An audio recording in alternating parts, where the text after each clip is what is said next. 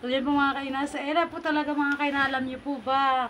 Sa Ella po ay pagkatapos pong kumain, tutulog na naman po siya. Tapos pagkagising niya po mga kaina, papakainin ko po siya. Pero nasa tamang oras naman po mga kaina, pakain ko sa kanya, tapos may pamerienda.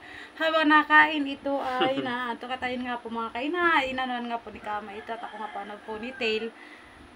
Pupunta ang ama ng pupunta ng bayan, ako. Samay ko? Anong bibili ng ama? O, yakin ang lagyan nga ng sapatos. Lagyan ko po muna siya ng sapatos. Kasi akin nililibang-libang po dito sa may sa may labas ng sa labas ng bahay. Tapos nga po mga kaina, si Kama alis po. At meron po kasi ditong ginagawa mga kaina, kailangan po matapos niya po yun. At yun, naka-smells po sa Ella. At nilagyan ko po ng ponytail sa Ella. Ito na naman po ang magandang hair po ni Ella na ginawa ko po sa kanya. At habang natagal nga po mga kaina, haba na naman ang buhok niya. O, naka-smile. Gawa po mga kaina, yun naman po hanap po di ka mapabawasan po itong buhok. At kailangan daw po ay sa babae mahaba. Siyempre ay nasama ito, gusto ng gano'n talaga Prinsesa. Prinsesa talaga ng ama. Mamaya pa sa loob ng ama sa iyo? Yung favorite niya. Titingin kita tayo dun sa titingin ako dun sa sa bayan Jollibee, magja-Jollibee ka, baby. Hindi ka po pwedeng po kasi pabago-bago yung pong panahon. Init, na ulan. Sama nga po sana kami. Kaya po silang medyo po siya, yung hindi po siya hyper yung niya. Ang tukin, ang po niya, dahil dun sa iniinom po niya pong vitamins, yung epekto niya, o yung effect po niya, ilig po siya magtulog, pero naman po, nakakain naman po siya. Po mga kaina siya, po siyang kumain, maganda naman, kaya sa ang ganda naman niya pong kumain. Ang kaanuhan lang po ay talagang kahit sino man po, kahit nga po sa Kama dati na nagbabitamins po siya, gawa po na sa trabaho, kailangan po talaga may vitamins. Yan po talaga ang tulog ang kailangan. Tulog ng tulog sa Ella, tapos pagkagising niya po, pag pinapakain ka, hindi siya nang kain. At mamaya po ay magbe-blender po si Kama ng fruits nito. Nilabas na po nga namin, gawa po ng malamig na kalagay po kasi sa rep.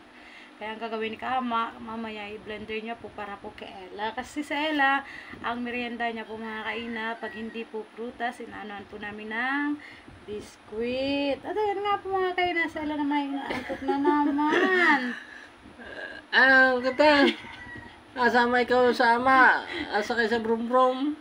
Nakakatuwa po mga kaina kasi sa Ella naman, hindi po siya mga kaina, yung sasabing matamlay na parang may sakit, hindi po mga kaina. Pagkagising naman niya po ay, naman po siya maligat. Tapos may konti niyan, mga ilang minutes po siya naglalaro ng kanyang mga battle. Alam niyo naman po yung lagi niyang hawak, pag hindi battle, pamaypay, pag hindi pamaypay, ito po yung ng kanyang vitamins. Ayan, yan po inanan niya sa kamay niya. Tapos ang ginagawa ay pag napagod, tapos yun.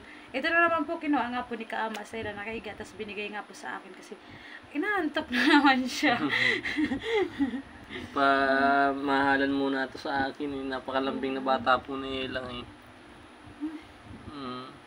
Pero ano po mga kaina, nakaligo naman na ito.